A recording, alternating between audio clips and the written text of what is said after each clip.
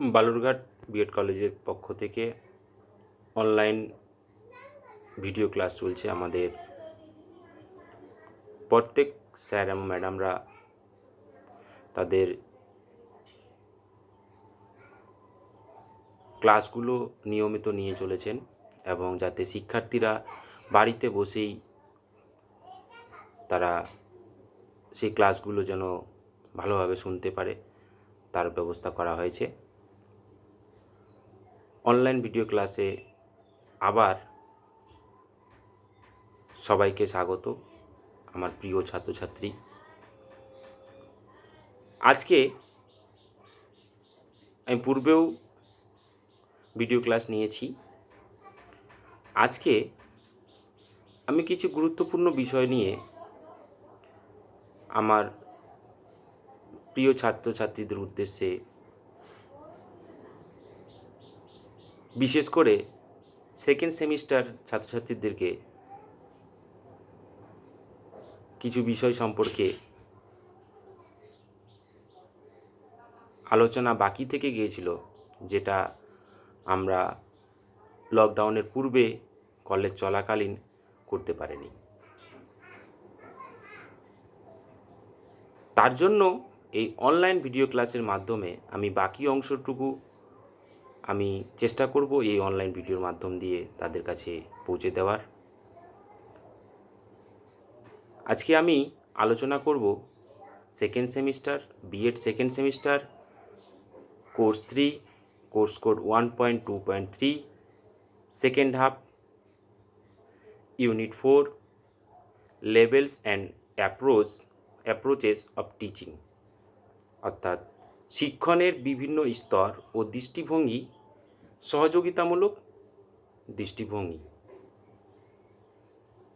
অর্থাৎ cooperative approach.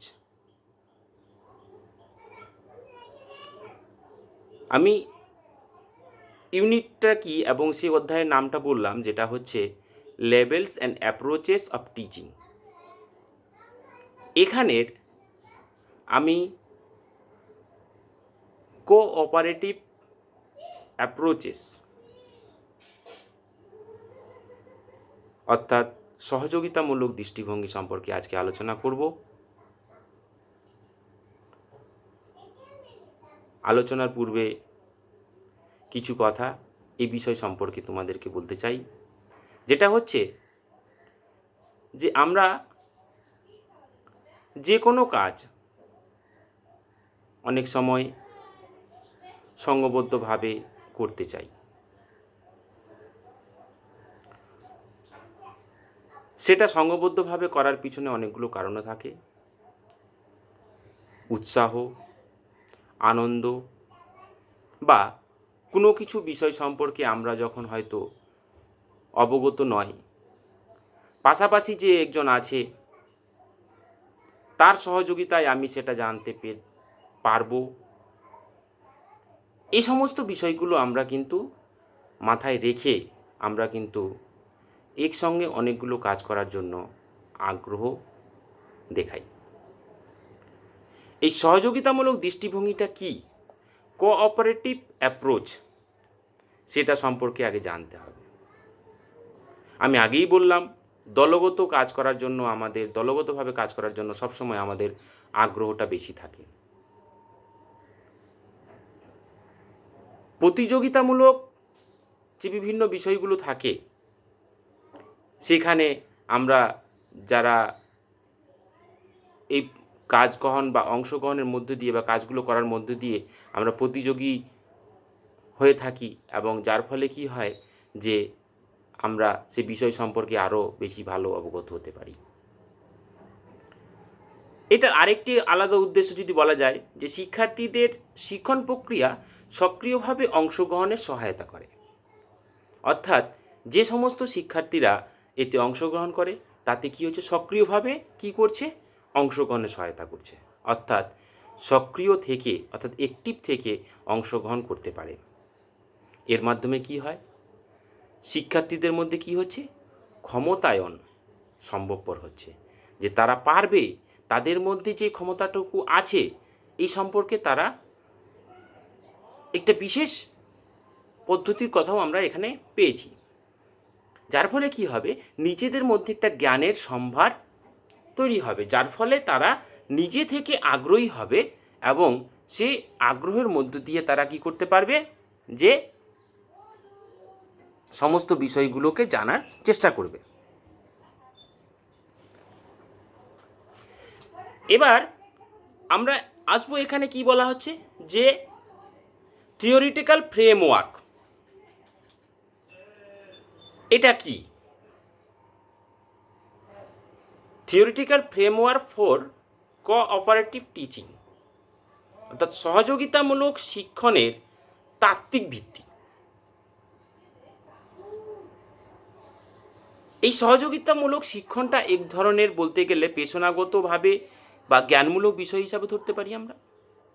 কারণ সহযোগিতামূলক কোনো কাজকর্ম যদি আমরা করতে চাই, তাহলে আমাদেরকে একটা বিষয় সবসময় লক্ষ্য রাখতে হবে, সেটা হচ্ছে কি, যে এই কাজের মধ্যে দিয়ে আমরা একে অপরের মধ্যে আগ্রহ এবং পেশনার সৃষ্টি করতে পারি। এই আগ্রহ পেশনাটা তাদের মধ্যে সাফল্য ব্যর্থতা সমস্ত বিষয়ে কিন্তু নির্ভর করবে, যাতে কি হবে, শিক্ষার্থীদের মধ্যে তাদের পেশনা সৃষ্টি পাবে, বৃদ্ধি পাবে এবং সহযোগিতামূলক শিক্ষণ শিক্ষার্থীদের স্বার্থে চিন্তন দক্ষতা অর্জনে সহায়তা করে। সাপোজ যে কোনো কাজ, অনেক সময় কি হয়, আমরা একা একা করতে করতে অনেক সময় কি করি, আমাদের মধ্যে উৎসাহটাকে হারিয়ে ফেলি। কিন্তু যখনই আমরা সেই কাজটিকে সংঘবদ্ধভাবে করতে চেষ্টা করি বা সংঘবদ্ধভাবে কাজটা করার জন্য ইচ্ছা প্রকাশ করে থাকি, তখন কিন্তু আমাদের সেই বিষয়গুলো আগ্রহে পরিণত হয়। এবার আমরা জানব যে সহযোগিতামূলক শিক্ষণের প্রয়োগ। এই সহযোগিতামূলক শিক্ষণের প্রয়োগের ক্ষেত্রে তিনটা স্তর বা ভাগ পাব। প্রথমটা কি, প্রাক প্রয়োগ পর্ব, 2 নাম্বার হচ্ছে প্রয়োগ পর্ব, 3 নাম্বার হচ্ছে উত্তর প্রয়োগ পর্ব। কি বললাম আরেকবার বলছি, প্রাক প্রয়োগ পর্ব, তারপরে কি প্রয়োগ পর্ব আর উত্তর প্রয়োগ পর্ব। এবার একটু জেনে নিব যে প্রাক প্রয়োগ পর্বেতে কি কি করণীয়। প্রাক প্রয়োগ পর্বতে যেমন প্রাক প্রয়োগ পর্বতে কি বলা হচ্ছে, প্রাক প্রয়োগ পর্বতে বলা হচ্ছে যে শিক্ষার্থীদের ক্ষেত্রে কি হবে, এখানে যারা সহযোগিতামূলক শিক্ষণের ক্ষেত্রে, যে এখানে শিক্ষণের ফলশ্রুতি নির্ণয় করতে হবে, উদ্দেশ্যগুলোকে স্থির করতে হবে এবং শিক্ষণের ফলশ্রুতি যে উদ্দেশ্যগুলি থাক না কেন সেই উদ্দেশ্যগুলোকে স্থির করতে হবে এবং এটা যে শিক্ষণে যে ফলশ্রুতি হবে সেটাও কিন্তু নির্ণয় করতে হবে। কি করতে হবে, দলের আকার নির্ধারণ করতে হবে, শিক্ষার্থীদের দলে অন্তর্ভুক্ত করতে হবে, যে শিক্ষার্থীগুলো আছে তাদের দলের আকার, তাদের কি করতে হবে, তাদের নির্দিষ্ট দলে অন্তর্ভুক্ত করতে হবে। ঠিক আছে, আর কি করতে হবে, শিক্ষণ পরিচালনার জন্য নির্দিষ্ট একটা কক্ষ নির্ধারণ করতে হবে। অর্থাৎ নির্দিষ্ট যদি কক্ষ না থাকে তাহলে শিক্ষণ কার্যটা পরিচালনা করা যাবে না, তার জন্য অবশ্যই একটা শিক্ষণ কক্ষ, নির্দিষ্ট একটা কক্ষ দরকার। তারপরে কি দরকার, তারপরে দরকার হবে এমনভাবে পরিকল্পনা করতে হবে যাতে দলের মধ্যে পারস্পরিক নির্ভরতা বৃদ্ধি পায়। এমন নয় যে খুব ভালো সংখ্যক শিক্ষার্থী, মানে খুব ভালো যারা, সেই সংখ্যাটাকে আমি একটা দলের মধ্যে অন্তর্ভুক্ত করে দিলাম আর যারা খারাপ তাদেরকে একটা দলের মধ্যে অন্তর্ভুক্ত করে দিলাম, তাহলে সেই সহযোগিতামূলক শিক্ষণটা কখনোই সম্ভব হবে না। হলেও সেটা কিন্তু অনেক সময় তাদের বাধার সৃষ্টি হতে পারে।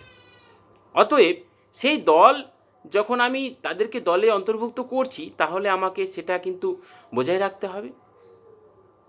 সেখানে কীরকম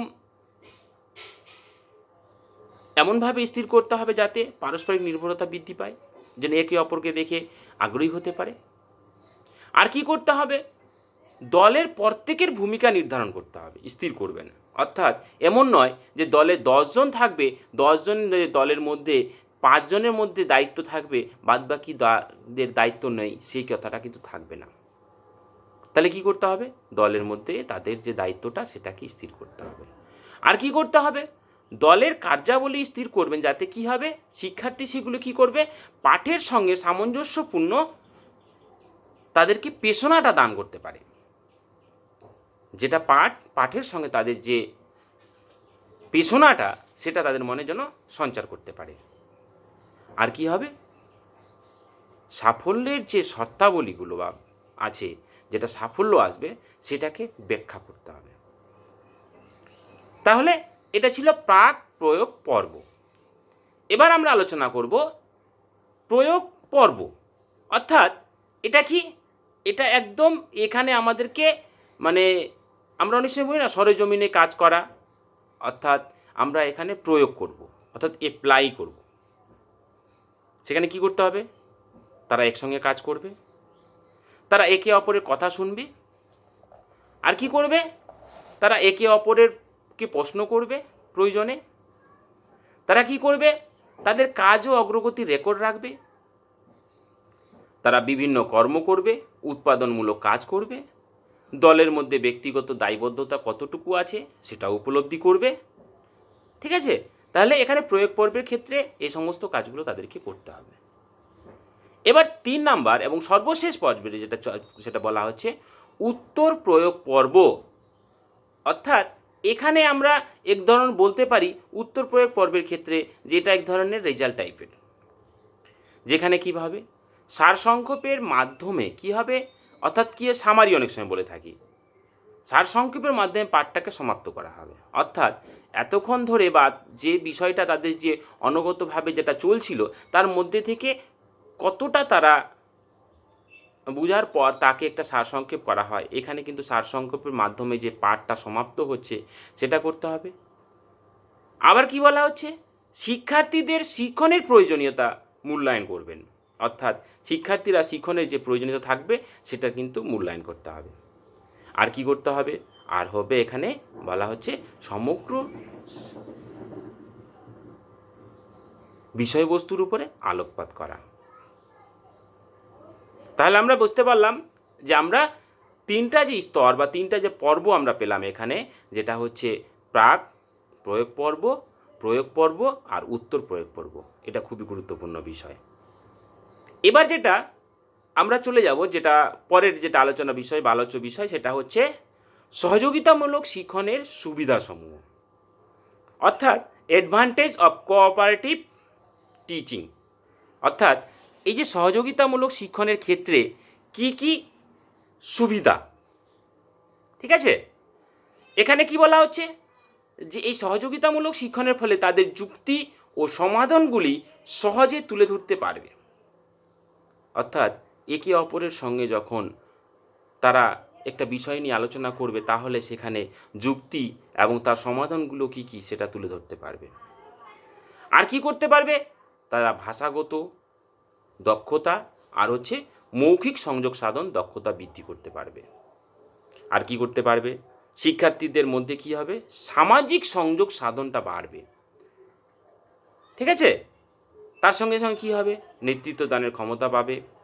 যে কোনো বিষয়টাকে তারা বিষয়বস্তুকে নিয়ে তারা একে অপরের মধ্যে সংযোগ সাধন করতে পারবে।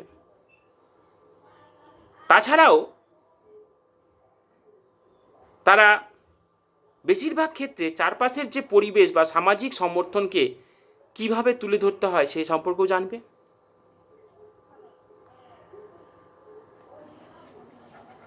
এভাবে এই সমস্ত বিষয়গুলোকে এখানে অন্তর্ভুক্ত করা হয়েছে।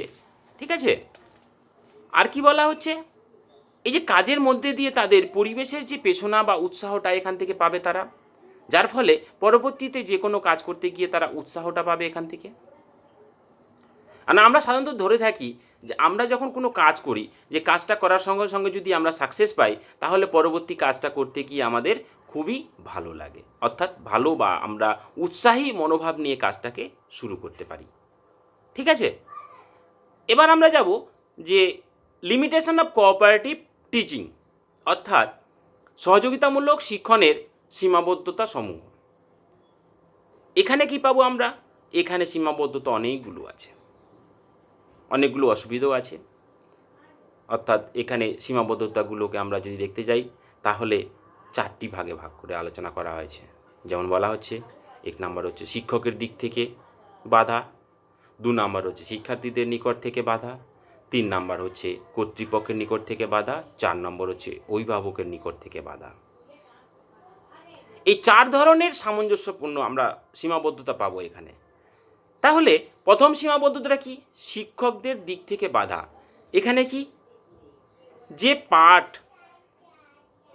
যে পদ্ধতির মধ্যে পাঠ গ্রহণ করেননি তাই তারা এটি প্রয়োগ করতে থেকে বিরত থাকেন। অনেকগুলো পদ্ধতি থাকে, অনেক সময় কিছু কিছু পদ্ধতি থাকে যেটাতে তিনি এই পাঠটা দেননি, সেই পদ্ধতিগুলোকে আবার পুনরায়, অর্থাৎ নিজেরা এই পদ্ধতিতে পাঠের সময় প্রবলেম হতে পারে।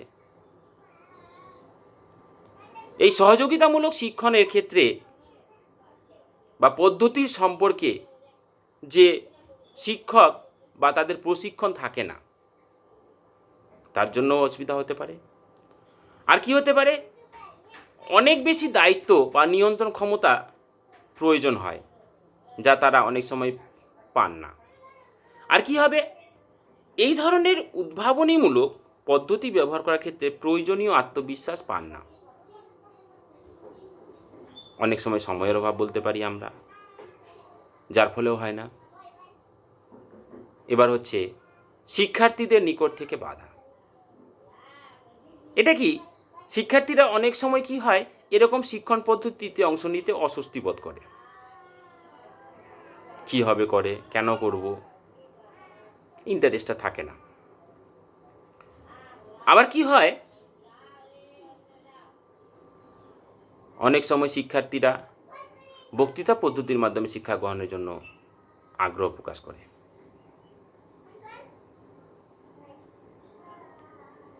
আর কি হয়, তাদের মনে অনেক রকম নেতিবাচক চিন্তাধারা থাকে। তারা ভাবতে পারে যে শিক্ষক হয়তো এই যে দলের মাধ্যমে শিক্ষা গ্রহণ করাচ্ছেন, তার ফলে অনেক সময় বাঁচতেছে। শিক্ষকের প্রতিও তাদের একটা মনের মধ্যে একটা ভীত জন্মে।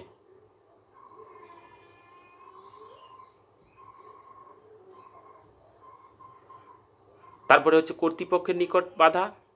অনেক ক্ষেত্রে কর্তৃপক্ষ ভয় পান যে শিক্ষার্থী তার দায়িত্ব যথাযথ পালন করতে পারবে না, অর্থাৎ শিক্ষার্থীদের অনেক সময় দায়িত্বটা পালন করা সম্ভবপর হবে না। শিক্ষার্থীদের ব্যক্তিগত দায়বদ্ধতা ও সম্পাদনের মূল্যায়ন ছাড়া শিক্ষকদের কার্যকারিতার মূল্যায়ন করা সম্ভব নয়, এটাও আমরা পাবো। অভিভাবকের নিকট থেকে বাধাটা কি পাবো? অভিভাবকের নিকট থেকে বাধা হচ্ছে যে অভিভাবকের সমস্যা থাকতে পারে, এর নতুন পদ্ধতি সম্পর্কে তারা মনে করতে পারেন এটি তাদের শিক্ষার্থীর ব্যক্তিসত্তার বিকাশে সমস্যা সৃষ্টি করতে পারে।